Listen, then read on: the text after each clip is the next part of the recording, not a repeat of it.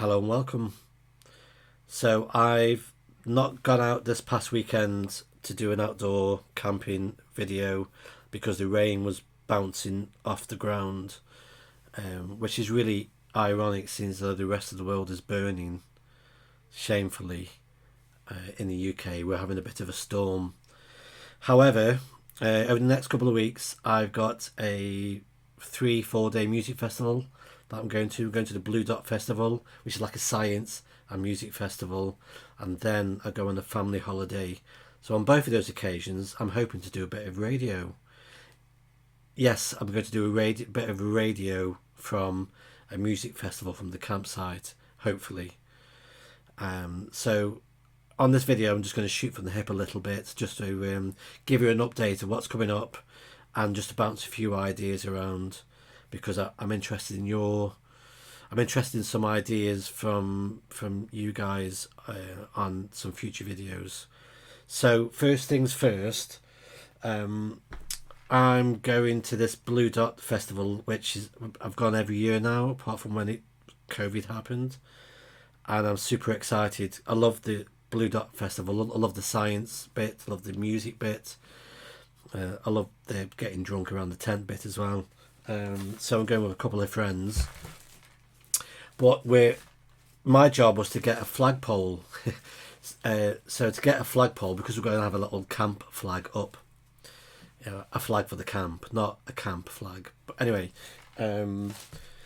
so I bought a 7-meter flagpole, that traditional flagpole, and this one's got a huge spike. The spike's about as tall as this is. So imagine 7 meters of this with a flag on top of it.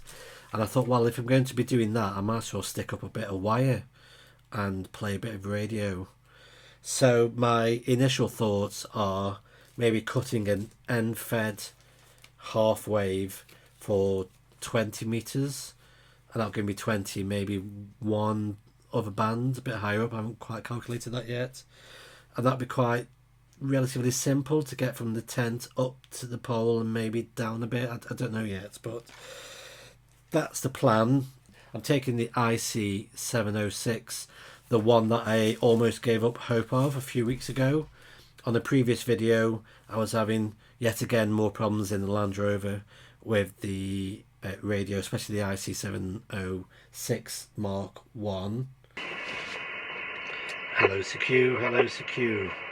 This is Mike 0 Sierra. Nope. However, as one or two of you have already mentioned on those previous videos, the problem that I was having was there was not enough power getting into the back of the radio. The radio kept cutting out. So it wasn't an interference problem, it was a battery problem.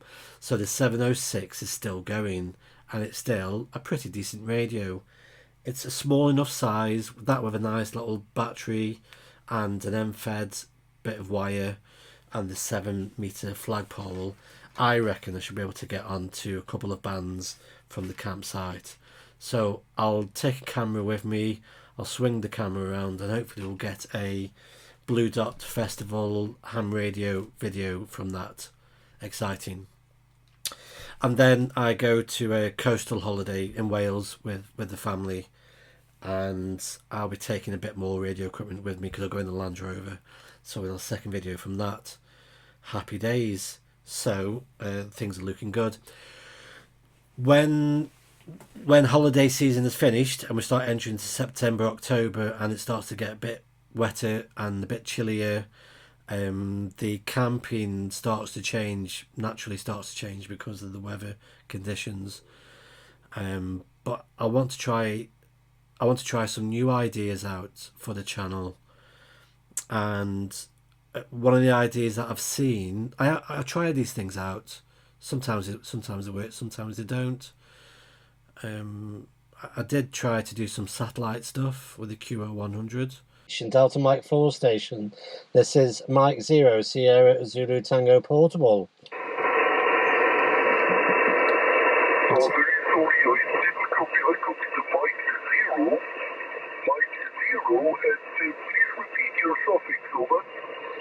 Yes, it's Sierra Zulu Tango, Sugar Zulu Tango, QSL. Sugar I've still got the equipment. That's still potentially on the radar still, but I do need a lot of help with the QO100. The learning curve is so steep on that. I am struggling. It's not an easy subject to get into when you've got limited time for the hobby, but the QO100 may see a return during the winter months. Who knows? However, one area that I am interested in, and maybe this is where one or two you can help me with, is regarding EME 70 centimeters.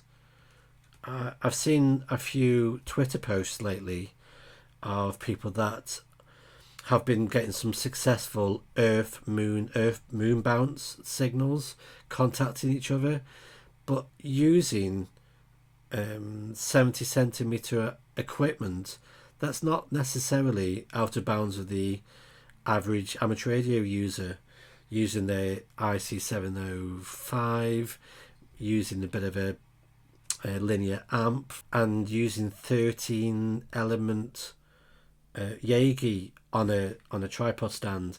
Well, pretty much got most of it. So really, EME isn't necessarily that far off from achievable for somebody that's got the time and the know-how that I've got, which isn't a huge amount in amateur radio.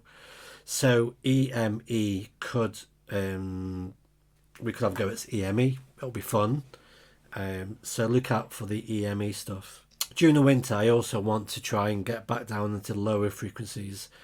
I don't know why. I think it might be just because of the propagation, but I always tend to view winter as a time to play with the lower stuff. So I want a return to some of those areas. Another point I want to make is around the YouTube videos that I'm doing. A few weeks ago, I put a video out in response to the RSGB or the Ofcom proposed changes, and the response I got back for that video was phenomenal, as in comments, as in positive comments, or even not necessarily all positive, but at least really honest and adult conversations, mature conversations. People didn't always agree on stuff, but the comments on that previous video, I put a link to it up there, but the comments are really worth reading. Thank you for everybody that contributed to that video.